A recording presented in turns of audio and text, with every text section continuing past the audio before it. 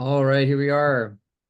Welcome everyone to the February edition of our Coaching and Athletics webinar series.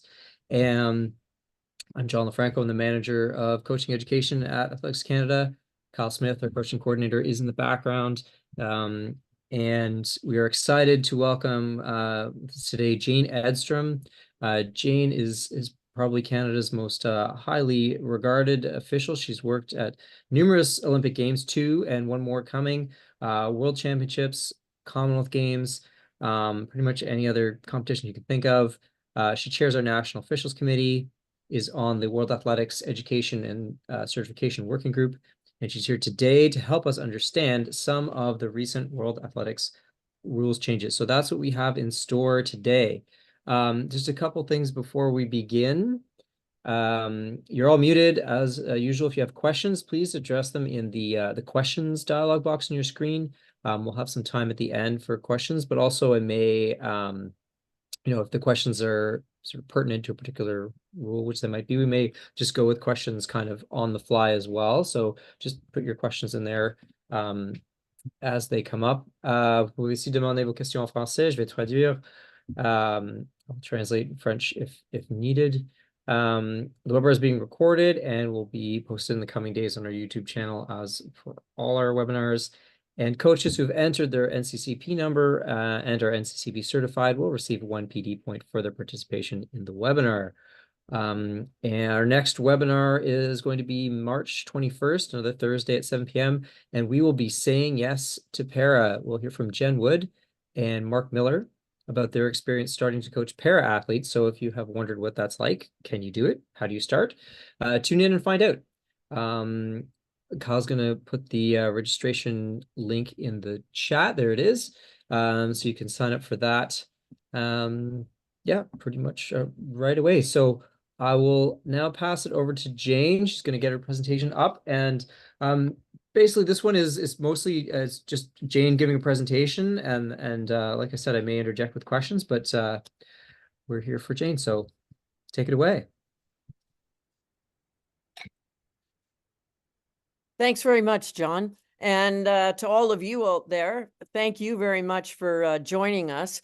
I was just going to echo some of John's comments. If you haven't already been muted, if you would mute your computer, please. And it also helps if you turn your video off so that we have better reception for everybody. And don't be afraid to put a question in the chat box. We don't want anybody going away confused or unclear of what's being presented today. So please, all questions are welcome. And just a couple of notes about World Athletics rules. As of this year, they have stopped printing the rule book. In other words, you can't order hard copy rule books from World Athletics. The rules are posted online. And at the end, I'm going to show a slide with links to the rule book, so you can get your phone out ready to take a picture of it, so that you'll have ready access to those links. The rules can be amended at any World Athletics Council meeting. So it used to be major rule changes happen sort of every 2 years and then after the Olympics. But now it seems to be 3-4 times a year, rules are being updated, changed, amended. So they are almost immediately updated on the website or on the web version of the rules. Just if any of you have access to rule book and are wondering, there's green print and there's black print and there's like, what is this all about? The green text is just a further explanation or an explanation of the intent of the rule. So it's not really the rule itself, but it gives a little more explanation of what the rule is about. We used to publish a document called the referee, which had pictures. It had, it was an expansion of the rule book, but with an extended version of it. They've encapsulated the referee and the rule book into one now, so that's why there's that green text. The slides you're going to see tonight are a shortened version of the World Athletics Gold Referee webinar.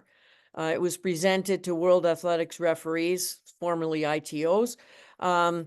So all of the referees worldwide would be up to date with the new rules. Since then, we have presented it to our Canadian officials. Before Christmas, we did one session for the West and one session for the East to make sure that we got everybody in 2 different nights if you could attend. I'd like to thank Brian Rowe, who's a gold referee from Australia, a member of the Technical Rules Working Group, who actually composed all of the slides. I've pared them down. You're not getting the whole gold referee version, so relax, sit back, and I hope this is helpful to you. Just to give you an idea, the council was presented proposals in March, which described rule changes in sort of 5 groups.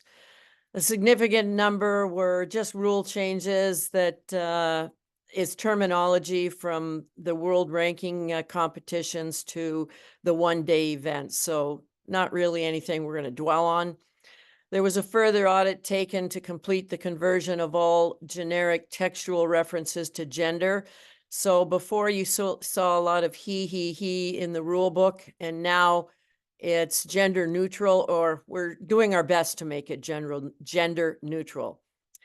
Reference changes to give effect to new terminology, such as the ITO, which I referenced before. ITO is now a World Athletics referee. There are 3 levels: gold, silver, and bronze. So the old ITOs that were worldwide, it's a gold referee. Your area technical officials are now silver referees. As always, there are a few editorial changes or grammatical changes. Again, we're not going to dwell on those, but there's a small batch with substantive rule changes that are explained tonight. This one's a bit of an interest one that I'm just sort of getting rid of my panel at the top here so I can see the slide. Just if in results, you might see a lot more DNFs now rather than DQs. It's because we're trying to get rid of DQs when it actually was a did not finish. So it could even be in a hurdle race where an athlete goes over the first 2 flights of hurdles, is off on their stepping, goes under or around the next hurdle, and then walks to the finish line. Well, they missed hurdles, right? They didn't go over them all. So we could quote a rule as they were DQ'd, but now it's going to be DNF in the results. Just more or less an interest one for you rather than something that needs to be dwelled on. And that's what this slide is describing to you, that if somebody obviously stops, it's going to be a DNF, not a DQ. Sorry, I'm pushing the advance button and it is not going. So we'll try it down here. There we go. Now, this one, please take note, especially if you've got athletes who are doing a track event and a field event, especially vertical jumps people, because it has a huge impact. It's not really a rule change, but it's a clarification in how the rule is supposed to be applied. So we all know if you're in a track event and a field event, you can request that your order in the field event be changed for a round or a trial so that you can go do your track event and then you come back. But it's for one trial or one round only. If your rotation or your order is changed and you don't make it back in time for that trial or round, then it's recorded as a pass, which is no problem. But there is a possibility that the second round or the second trial, the athlete still doesn't make it back. If they don't, it is now recorded as a failure, not a pass. So after each round or after each trial, the athlete must return to ask to have the order changed once again. So as I say, in a horizontal jump or a horizontal, your throws, if it's a failure, if it's a pass, they don't have a distance, so it doesn't really matter. But the vertical jumps, if you get 3 failures in a row, we all know you are now not competing anymore.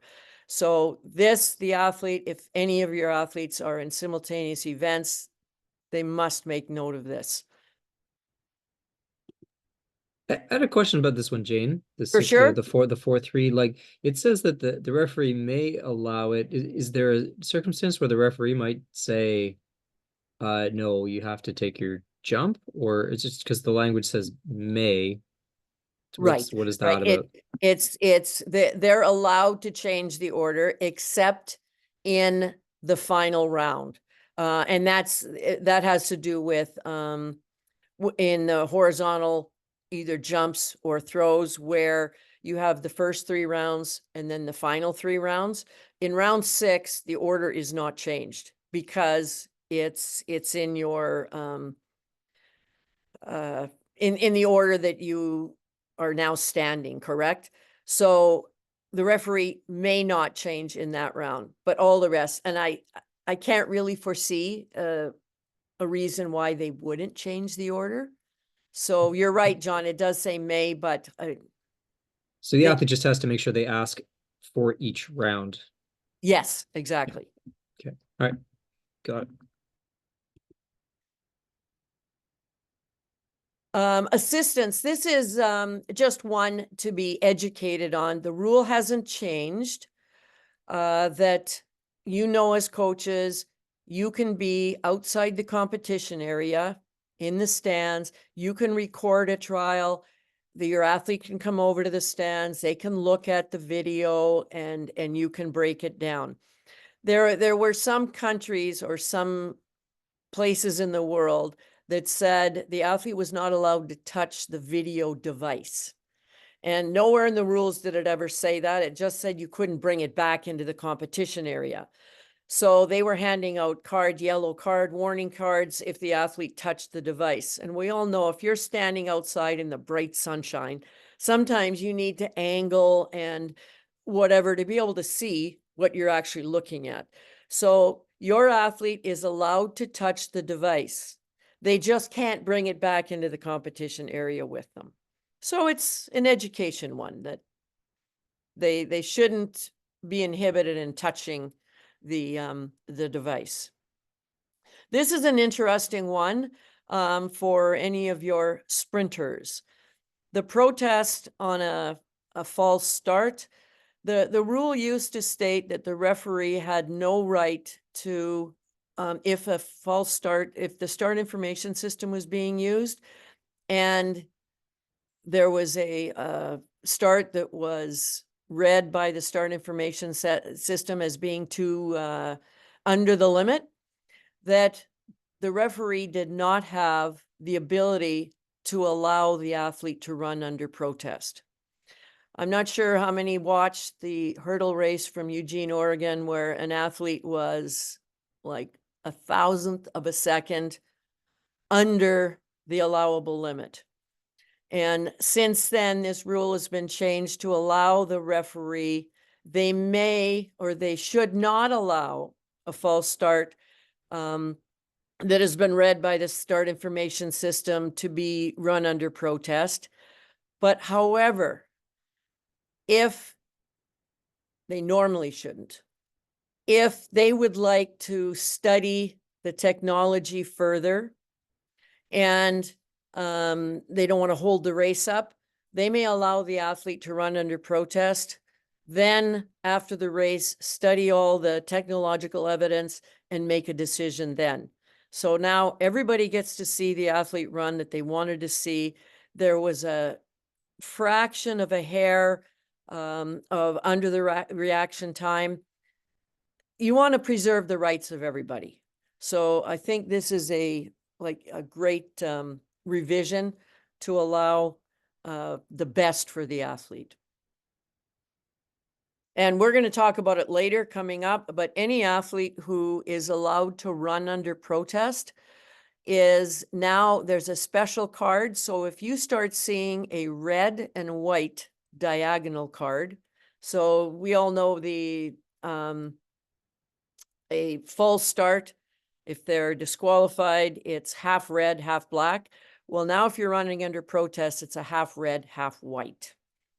So There's a question, Jane. Yes. The question is, does this also apply if there isn't a system in place? Because obviously there's some meets that are not using that electronic start system with the pressure on the blocks and stuff like that. So would that not matter? Would just be that the false start would be entirely the starter's discretion at that point, like because there's no number to go with? Right.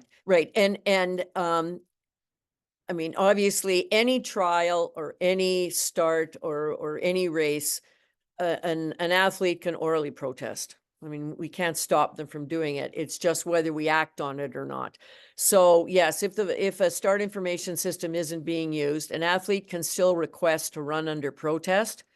And if the start referee feels that there might possibly be some video available or something that they might be able to study to see better, then once again, our job is to preserve the rights of the athlete and allow them to run under protest possibly.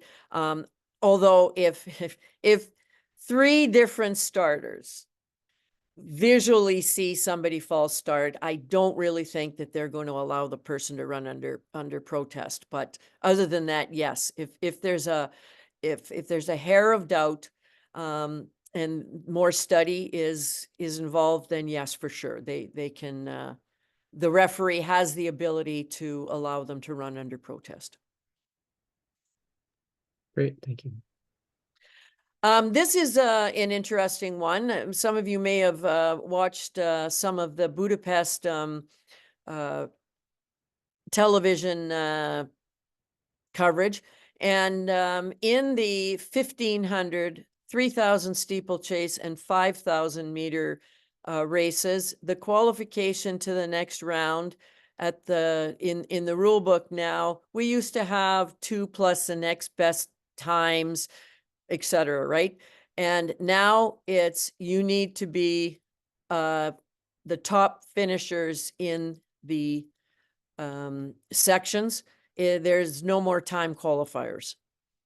So and also the applicable regulations may specify how vacant positions due to withdrawals in semifinals and finals may be filled in with athletes ranked in the next following the previous round. The World Athletics is trying, and we're all upset, I think, when a semifinal or a final, we see an empty lane, right? Because we want to see the most people run. They are now allowing, if the regulations state, and most meets now in their technical regulations will allow vacant positions to be filled, but they have people in waiting rooms or warming up ready in case somebody withdraws. Now, there is sort of a time limit with 10 seconds to go or, minutes to go. You're not going to run somebody in there. But if there's an injury, unfortunately, or something, now they are replacing athletes in semis and finals. Preferred lanes. They have now changed. There are 3 separate sort of groupings for preferred lanes. There are straight races that remain almost the same as they were before. There are draws for 200-meter races, and there are draws for 400 relays, 4x4s, and 800-meter races started in lanes. So the new preferred lane draws are for straight races. The first draw for the 4 highest ranked athletes are lanes 3, 4, 5, and 6. Now that's as it was before. The second drawing is different though. Another draw for the 5th and 6th ranked athletes, it's now lane 2 and 7. So you're sort of working from the middle and working out. And then the 2 lowest ranked athletes are drawing for lane 1 and 8. In the 200, since it's an oval or a half an oval race, the first drawing for the 3 highest ranked athletes is going to be lanes 5, 6, and 7. The next draw for the 4th, 5th, and 6th ranked athletes is for lanes 3, 4, and 8. And the final drawing for the 2 lowest ranked athletes is for lanes 1 and 2, those 2 lanes that really nobody wants in an oval race. The 400 meter is similar to a 200, but not quite. The first draw for the highest ranked athletes is lanes 4, 5, 6, and 7. For the 5th and 6th ranked athlete, they're looking at lanes 3 and 8. And once again, the 2 lowest ranked athletes or teams are looking at lanes 1 and 2. So I think that especially in the 200 and the 400, the athletes will be looking at this very favorably. Jane, I had read that slide and you didn't mention it, but the I guess it's rule 20.4.1, just about the first round being allocated basically randomly. So it made me think that in sort of local and provincial meets, the lanes or the heats aren't really given out until, you know, kind of almost the very last minute. You know, they're sort of set, you know, by the entry system and then printed and then, you know, walked over or whatever. But there's also been, and I mean, I've sort of, you know, seen this where it seems like the local club gets, or the local team gets the preferred lanes all the time.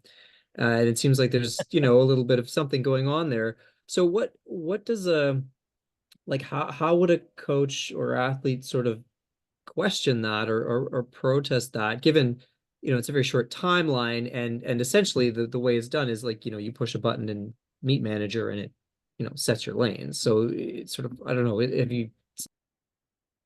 Well, John, sorry, I'm only looking at rule changes, and now 20.4.1 has been in there since the beginning of time. The first round is, or it's supposed to be, the lanes are drawn by lot. So all 8 of us just get thrown in a hat and it's randomly. I might be the best seated time, but I might be out in lane 1. And that's just luck of the draw. Well, now how come I can't think of our combined events, who drew lane 1 in the 400 meter in David Warner? Tokyo? Yeah, Damian Warner. I mean, luck of the draw in the 400 meter. Mhm. He drew lane 1 and Mhm. had to run in lane 1. So in the first round, it's supposed to be drawn by lot, or if you have a straight final, it is supposed to be drawn by lot. But and I think I took out that rule change. If your technical regulations say that you're going to draw lanes differently, then you may, such as Diamond League. We all know that it is not random draw, and it's a straight final, correct? And it's not drawn by lot. Or some of your gold or continental tour, those 1-day meets, it's not drawn by lot. The managers sit down and they all negotiate who's going to have what lane. And it's just the way it's done. In your local meets, though, it is supposed to be, the first round is supposed to be drawn by lot. Mhm. And I guess, John, to answer your question, the athlete would, at the start line, would do an oral protest. That would be the only way of doing it, if there's a short turnaround between, you know, entering and then you just find out sort of, you know, 5 minutes before you're on the start line, oh, I'm in lane 1 or 2 or whatever lane I'm in. Yeah. There was a question from the audience from Ronald Hewer. It says, so do the new lane assignment rules and qualification rules apply to all competitions that are, well, like sanctioned, i.e. high school competition that is WA sanctioned, or a provincial championships? And does this open the door for potential protest? not sure that's similar to my question, but I guess just asking is does this apply to, you know, sort of local meets? I think we're trying more and more now to have the more meets sort of under that sort of World Athletics official sanctioned umbrella. So I would imagine yes, but also, you know, we would just use these rules anyway, wouldn't we? Or how does that Yes, work? and most of the high tech or whatever Mhm. programs you're using to enter people, they are programmed to do these things. Now, when you mention high school, I'm not sure about the other provinces, but I know a lot of high schools massage the rules, so to speak, because it's developing athletes and they might not use full world athletics rules. But that's dependent on what province or branch you come from. All right. I hope that answers. That's good. Yeah. Let's Okay. move on. Relay races. Now, this one is an interesting one. So that everybody's aware, the order that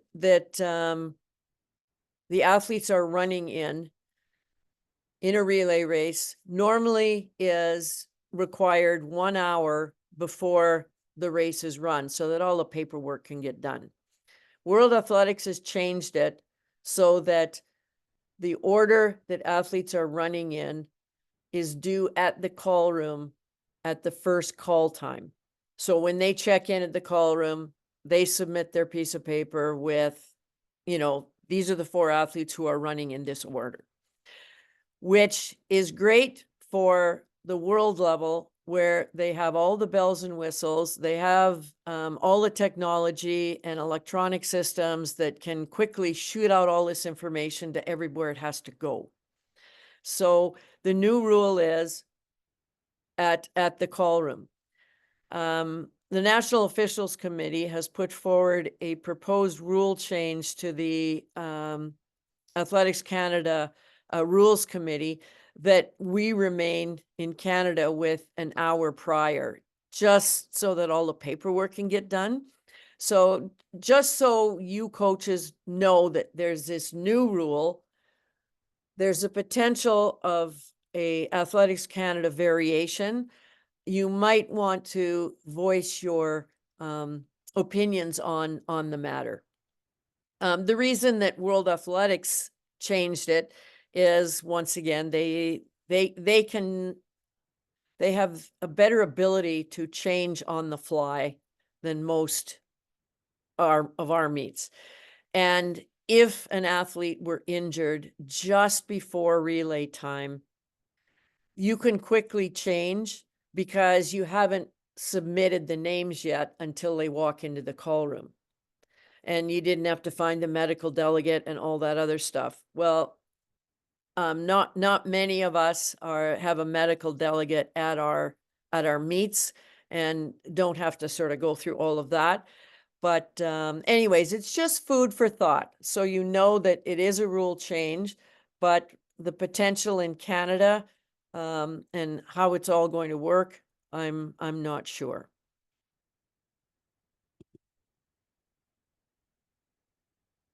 Field event qualifications, just this is similar to the track one that I mentioned, that in semifinals and finals, we don't want to see an empty lane.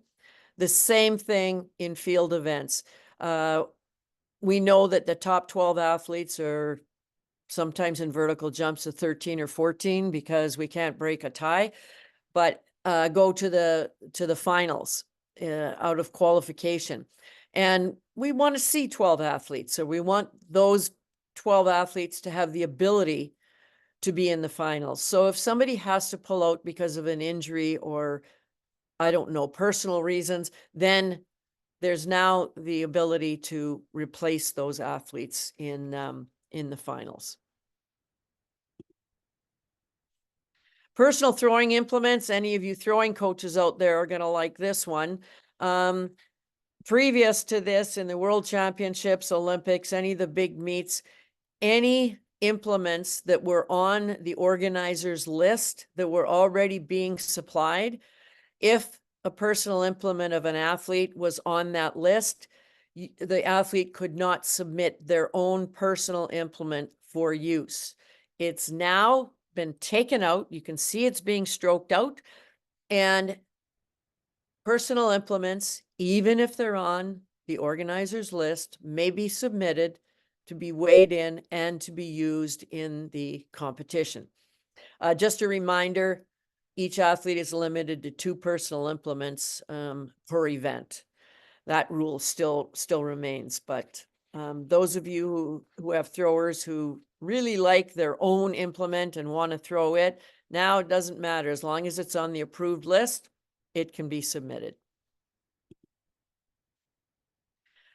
Combined events lane draws. We spoke about the lane draws before, and combined events, really, all of the events, the running events for lanes are supposed to be drawn by lot because they're, in essence, first round or a straight final. But we all know also the impact of the 200-meter and the 400-meter events within combined events, that your lane draw does impact. So they've now changed the rule that in the 200 and the 400, after ranking the athletes according to, the appropriate technical rules, the lanes will be drawn in accordance with those ones that I just went through earlier.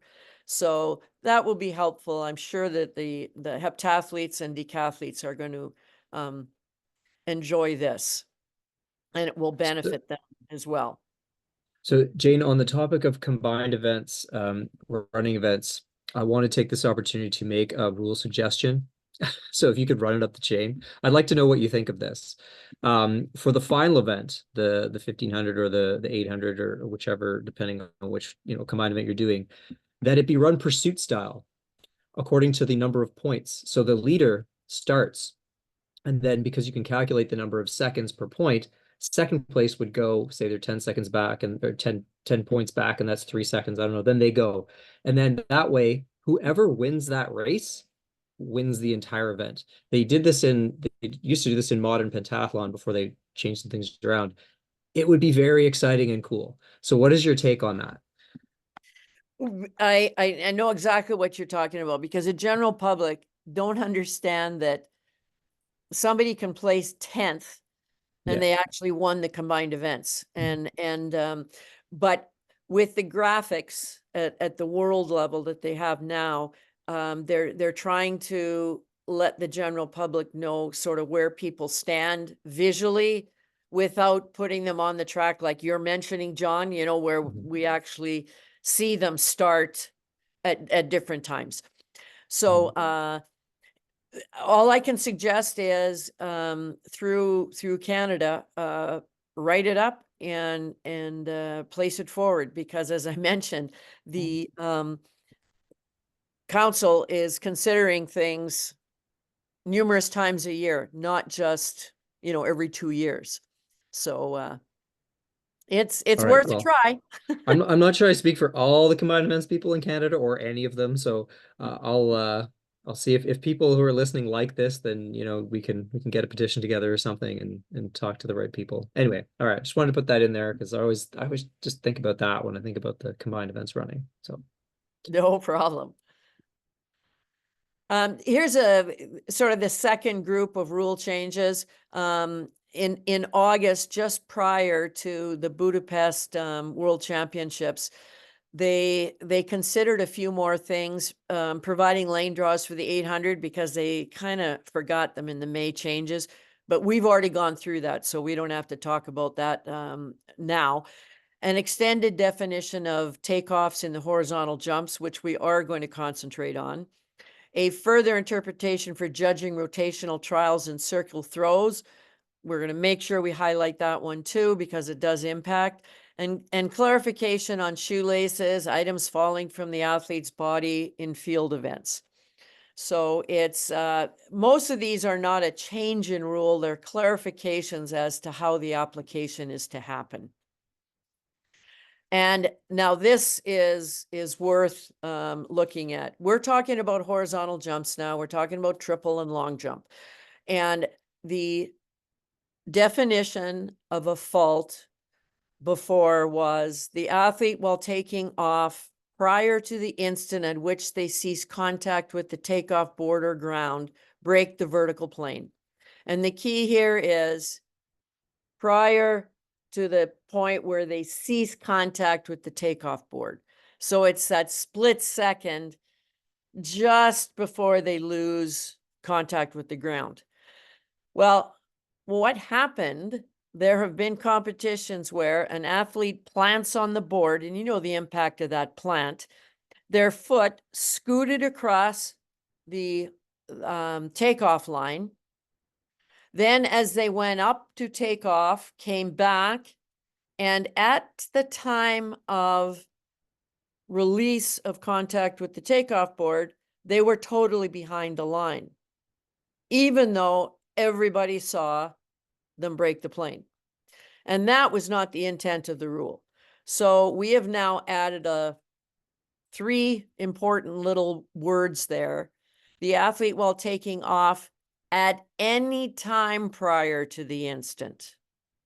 So now when that plant happened, you scoot across the board, you come back, and then you're behind the takeoff line, it would now be a fault. Okay, so very, very important that you basically can't break the plane of that takeoff line. How does that, sorry, how does that happen? Or like, why would that be presumably considered an advantage for you to sort of put your foot down, and then you'd have to like reverse direction of your foot before taking off? Like that's not going to Okay, help you John, jump, right? I maybe didn't explain it well. Okay. I Yeah, mean, no, it's hard they to didn't, visualize. yeah, they didn't go a full centimeter over the Right. line. But if you're close, Mhm. okay, and sometimes you don't even contact beyond the line, but your toe is overhanging the line. Hmm. And then as you rotate up, It comes back. yeah, it comes Okay. back a bit, okay? But like everybody, including the television cameras, whatever, saw a foot break the plane and couldn't understand why it wasn't a failure. So to make it less subjective, if you break the plane, you break the plane. And but now also with this note here in block letters, it is not considered a failure if the break of the plane is made by a loose part of the shoe, like a shoelace.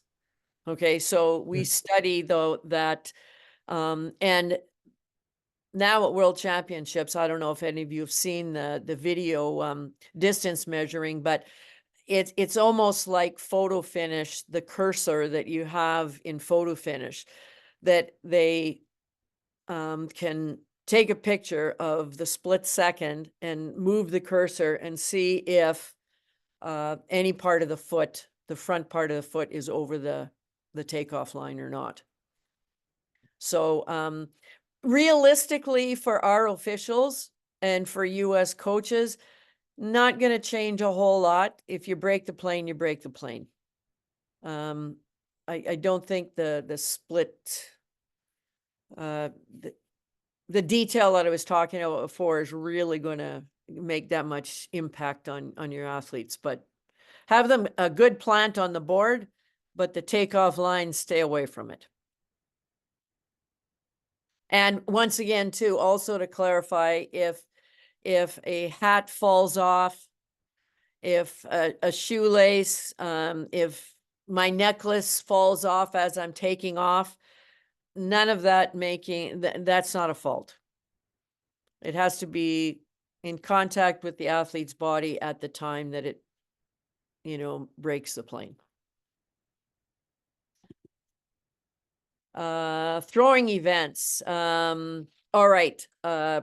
After 2017, in circle throws or rotation, with a rotation technique, the rule was changed that on the first rotation, any contact on the back part of the circle is not a fault, provided some type of propulsion wasn't, provided. We've now crossed off made without providing any propulsion, because that's very subjective. How do you prove it was propulsion or not propulsion? So on that first rotation, if there's contact on the back part of the circle, it's not a fault. Just keeping in mind, the athlete must start within the circle.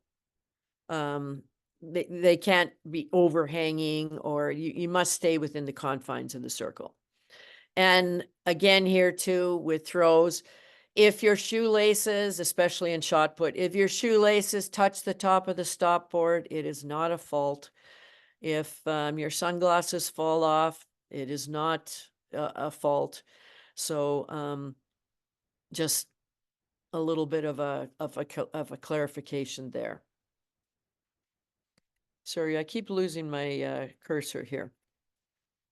And this is the green text that's below that rule. The intent of this rule is to respect the purpose of the circle's limits, so that the athlete complies by remaining in the circle until they exit correctly.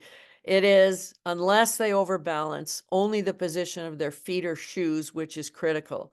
It is not relevant if the top of the iron band or the ground outside of the top of the stop board is touched by a loose shoelace or the like, or for example, a cap or a piece of jewelry falling from the athlete's body during the trial. So they will not be faulted on those things. Or should not be. I can't promise you they'll never be. We're all human, and we do make mistakes. A third grouping of rule changes after the Budapest World Championships, all references to all reference to indoor is now out of the rule book.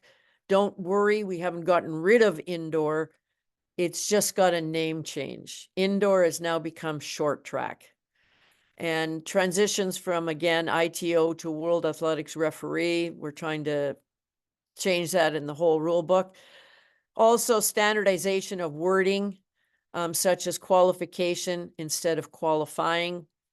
And as usual, those editorial changes. Now, there are 3 rules that have been reorganized a bit, and that's competition rule 18, which is the referee. And under the referee, there were some behavioral references, and which were actually, they needed consequences and should be in the technical rules. So they've been pulled out of, the referee is still in charge of them, but it's no longer under competition rule, it's under a technical rule. So 18.5, which was the old behavioral rule, has now been moved to technical rule 7.1. And 7.1 has become warnings and disqualifications.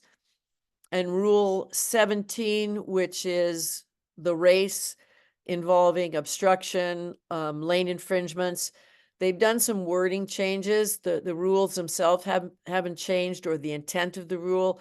They've just changed it to a better language for people to better understand. And we'll go through a few of the substantive rule changes that occurred that are in effect as of November 2023. And the first one is more for your interest. In Paris, there are going to be a few races or a few events with repechage rounds. And just so athletes are aware, we all know if I've qualified for a race and then I don't show up, or I don't compete, then I can no longer compete in any further events. This does not apply to repechage. So the note, if the applicable regulations require a repechage round, failure to participate in the round is not an infringement of the rule, so they can continue competing. And it may be an athlete who has many events, and if they didn't make the final of a certain event, they're not going to go to the repechage round. So just an interest rule. Could you please explain the repechage rounds? Because that's a bit of a new concept in track and field. No problem. I'm not going to explain it fully. I'll just tell you, if you ever watched rowing, Like you know rowing. what the repechage was. So you don't get to go. It's sort of the B final. You don't get to go to the finals through the normal qualification route. But if someone qualifies for whatever the semifinal, the final, and then there are other competitors who go to the repechage, can then if you win the repechage round, do you then get to move into the semifinal or final, or it's just like you say a B final and it's just separate? It's just an extra race. To be determined, John. Ah, okay. It's new. Okay, yeah. Well, this is why we're asking. Okay, good. Thank you. Now this is the rule 7 that I was talking about. Bona fide effort was in there before. Unsporting and improper conduct was in the rule book before. It's just in a different place now. It's under rule 7. And 7.1, which was the old sort of 18.5, if an athlete or relay team, they need to participate in athletics competition in a bona fide manner and shall not engage in unsporting or improper conduct. Any athlete or relay team failing to comply with this rule may be warned or disqualified. And that is when the referee shows them a yellow card for the first problem or improper conduct. And remember that yellow card follows you through the whole competition. So in the case of the Olympics or the World Championships, if they get a yellow card on day 1, that card follows them through the next 10 days. If they behave improperly a second time, now they get a yellow card followed by a red card, and they're disqualified and they don't compete at all in any more events. So this isn't a rule change. I'm just explaining what normally should happen. And old rule 7 was there, but we've added 7.1. So the old 7.1 is now 7.2, and the old 7.2 is 7.3, and everything moves down 1. All right. So the intent of the rule is the same, just where you're finding it in the rule book is a little bit different. So the behavior now, as I mentioned before, the old 18.5, if I swore too loudly or if I didn't listen to a referee, the referee might give me a yellow card, and it would be stated for 18.5. Now, instead of 18.5, it's 7.1, but it's still, I'm not allowed to act improperly or unsporting.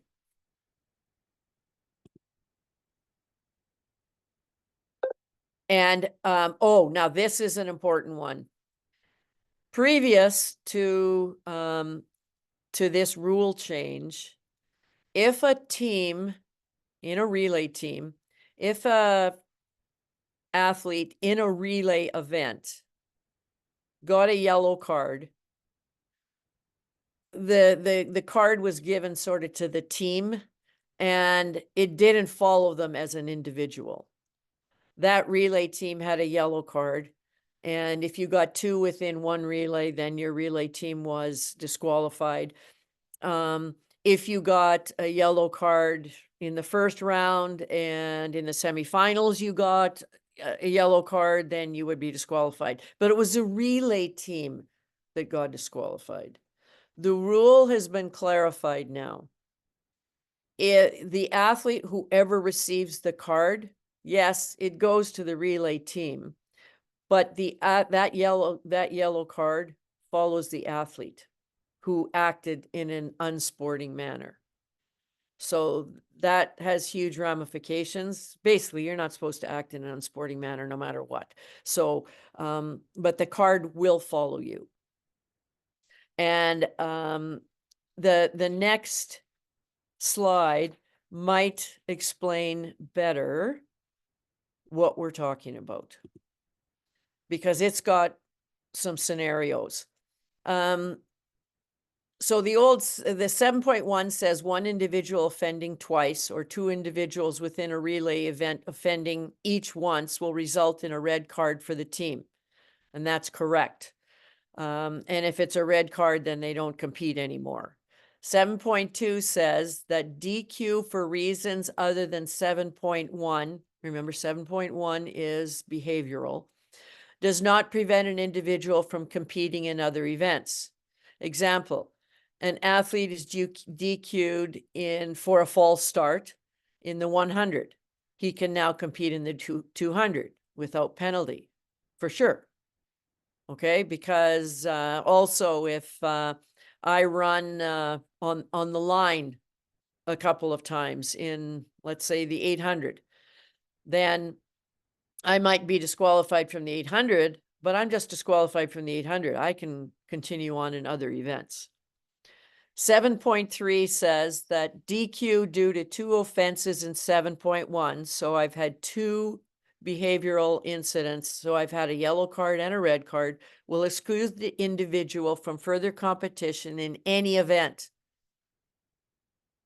For example, an athlete has two yellow cards for 16.5 in the heat final, in the heat and the final of the 100. For those of you who don't know what 16.5 is, they've disturbed the start.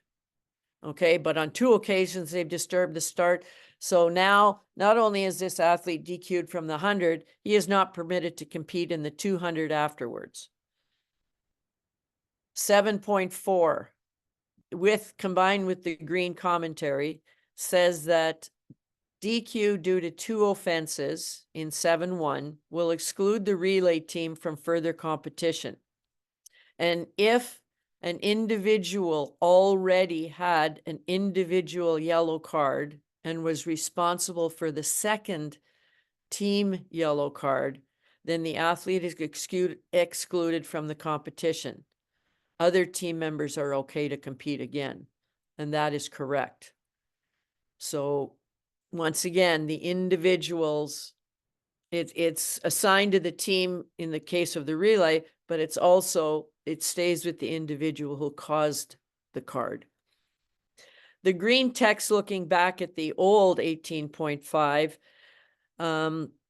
clearly indicated that cards received within a relay are only applicable to the team, not the individuals. The current 7.4 seems to have a different intent, and that's correct. The rule has been changed. So once again, any cards received by an individual, follow them, whether it's in a relay or whether it's in an individual event. Just the other people in the relay are not affected by this yellow card unless the whole team is disqualified. Scenarios. Athlete A in 4x100 team commits an offense and a yellow card for the team.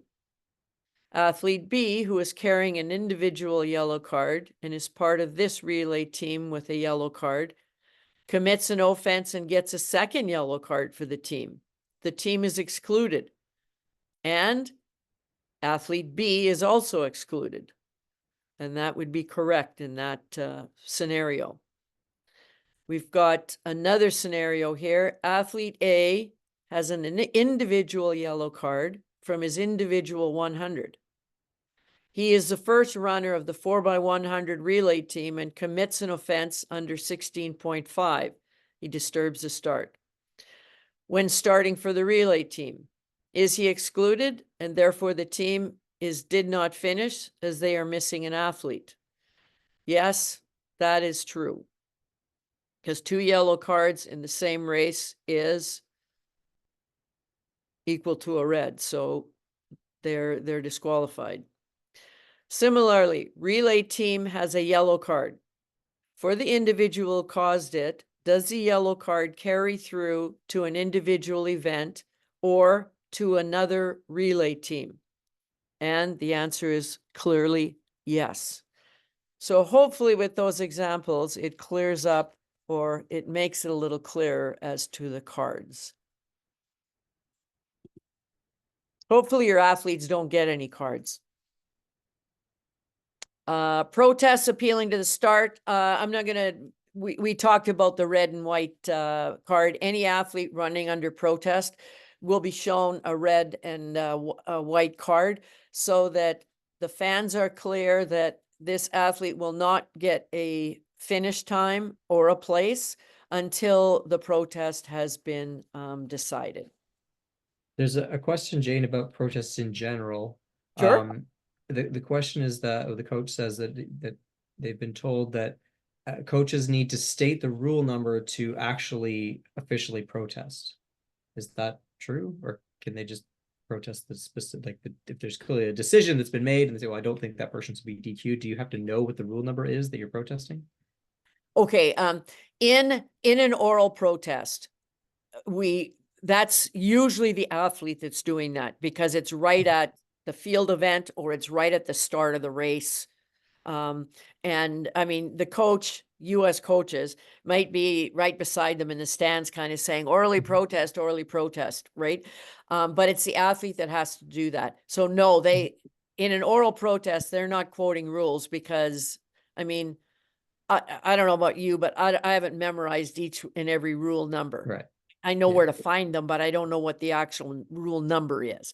So no, in a written appeal, yes, you must, if it advances to an appeal, you do not like the referee's decision, and you've orally protested to the referee, they've explained it to you, you're still not comfortable with, their decision, then you advance to the appeal process where you're going to write it up.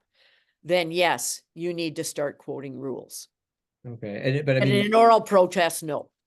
Would the official not be sort of required to kind of help you and explain what the rule is, since for sure. And that's why after, in the case of this, let's say a start, they are running under protest because they themselves, the athlete, doesn't believe that they false started, or there's something wrong with the equipment, whatever, it doesn't matter. They've orally protested.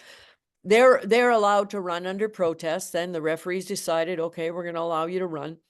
So once they finish, then you and the athlete should go to the referee for a decision to like, are they going to remain disqualified, or are they, because of certain evidence that they've looked at, they realized, oh, it wasn't a false start. So, okay, now the race that the athlete just ran, we'll get the time and we'll add them in, we'll place them, and all of that. Okay, so a referee sometimes does change their mind because of evidence that they receive. But let's say the referee doesn't, and they say, no, because of this, and this, the athlete will remain disqualified according to rule, whatever it is, and they explain it to you. Then that's when you might go to the written appeal process. Okay, and you would know because the referee would say, well, you're disqualified for this rule, and then you would yes. Okay. All right. And once again, they might not quote it to you because they themselves had to, I mean, they know the rule, but sometimes, but most of us, especially at the start line, some of those key ones, like 16.5, I know is disturbing the start because it's used a lot. So once again, sorry, coaches, I shouldn't be telling you to run down and talk to the referee. You should go into the technical information center, ask to speak to the referee. And then the referee is found and you speak to them there, because you're not supposed to go on to the field. Right. But another quick question about yes. this: is the red white card only for the track? At this point, yes, because most of the time we don't show cards otherwise. In a field event, what happens is, well, it happened to me in Moscow, where an athlete was shown in a shot put, the trial was invalid, and he didn't think that he faulted.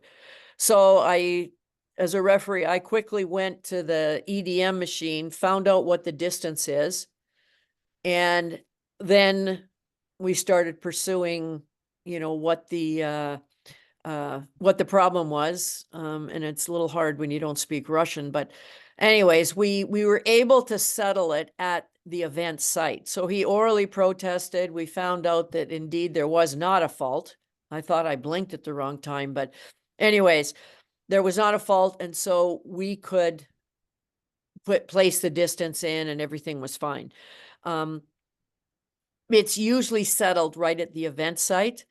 If something is, or all of the distances or the heights, or in the case of vertical jumps, if somebody doesn't feel it was a fault, but it was called a fault, sometimes the referees allow them to keep competing to preserve their rights.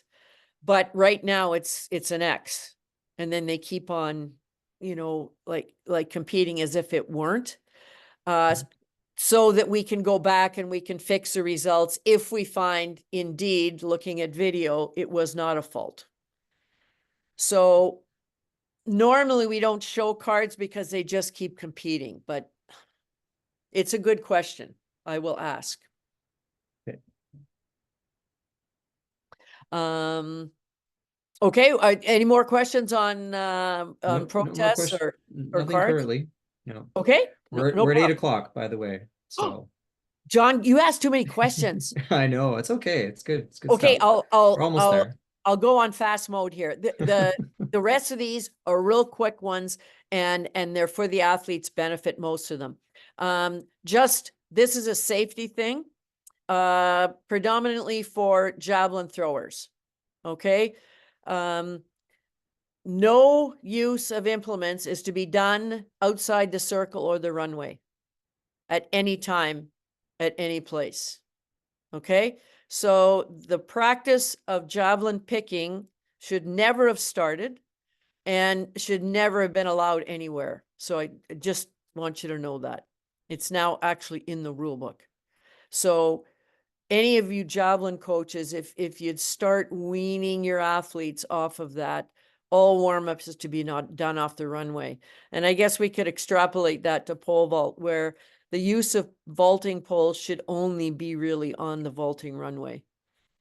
When you're in a competition, like if during your training sessions, that's a totally different thing. You do, as you want, but vaulting poles should only be used on, and it's for safety purposes.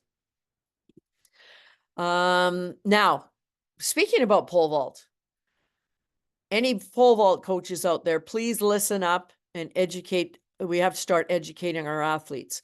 Once the time for a trial has started, no further change in position of the crossbar is allowed. In other words, if your athlete's standing at the end of the runway and they decide, you know what, I don't want my depth at 80 anymore, I want it at 70. If their name has been called and the time has started, they can no longer change depth. Okay. So they may, after their trial or well before their trial, you can continue changing your depth. You just can't do it once you're on the runway ready for your trial. This is workplace health and safety. It is now in the rule book, though, mainly for discus throwers. I haven't seen it in most other events, but no modifications should be made to an implement. And now in big block letters, no spitting or application by other means of human body fluids on any implement is permitted. So an athlete cannot spit on their hand and then put their hand on the discus or a shot put or a javelin or whatever. Okay. So please start weaning your athletes of this. In Pan Am Games in Chile, actually happened in November. So we applied this rule, and the discus throwers, some of them were mortified because part of their routine is spitting on the discus, or they want some fluid on the discus. And I said, well, you can't spit on it. You can't spit on your hand and put it on, but if you'd like to put a little water on it, you may. They can use chalk like before, or other type substances, but they cannot use human body fluids. So it's just an education process.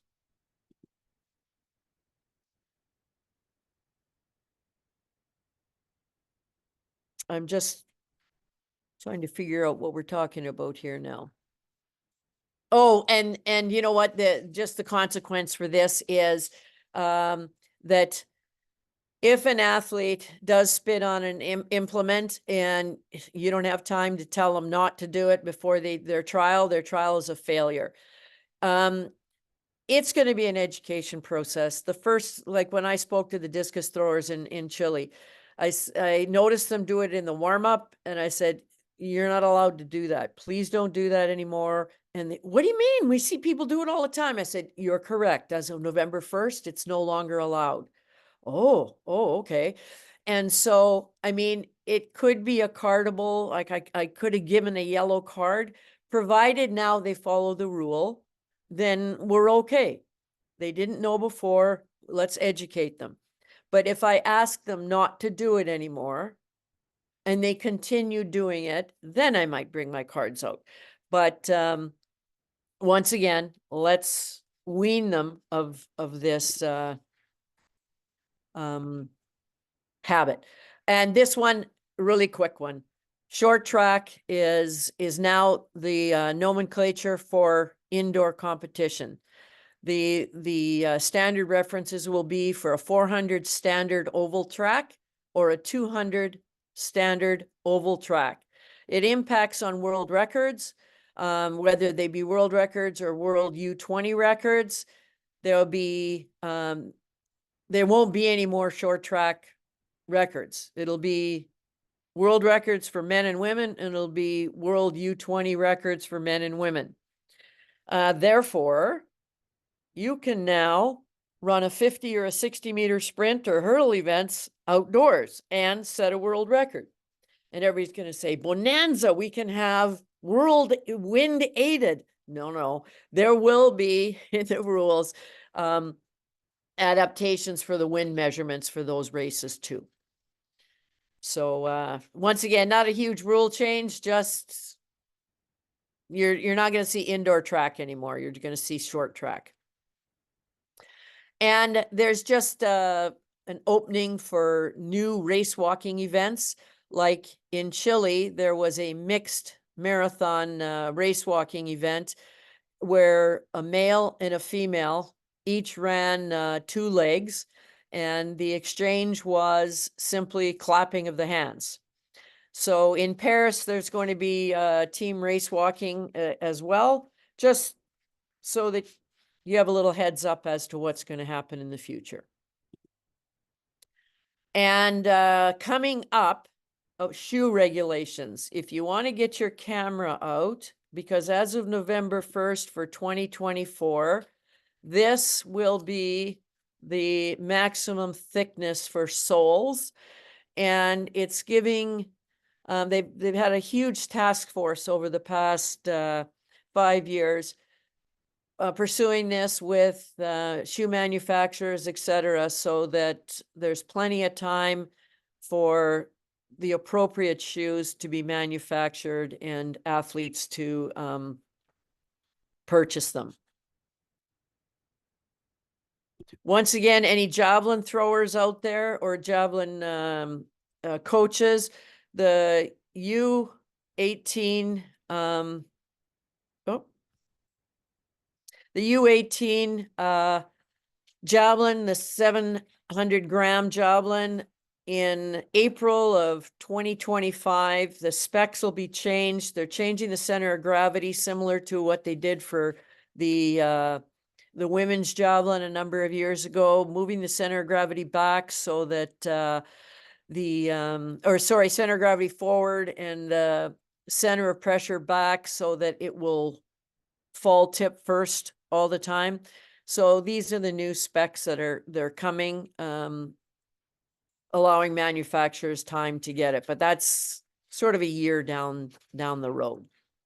And the final slide, javelin yeah. people would know what those letters mean, but could you just what's LO, L1, L2? Okay, That's these distances are all distances measured from tip to tip. okay. So it's So adjusting the yes, it's part of adjusting so the center of gravity is moving forward. Yeah. Therefore, if the center of gravity's moved forward, it makes it front heavy, right? And so it'll come down appropriately. Good. And last but not least, once again, get your phone out, take a picture of this, because they are links to the World Athletics website for the competition technical rule changes. So if you just want to look at rule changes, every single one is there. And then also the rule book that I mentioned that's going to be updated, almost daily. The Book C competition, there's a link for you also to access the rules on the website. And I am extremely sorry for going over time. My It's goal all was right.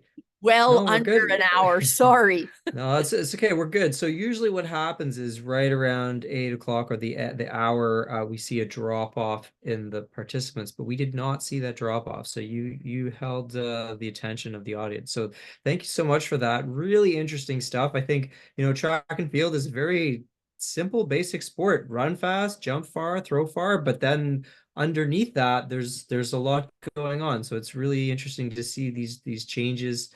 And to know that things are being tweaked, like you say, like to kind of get the sort of optimal performance conditions for the athletes. So it's great.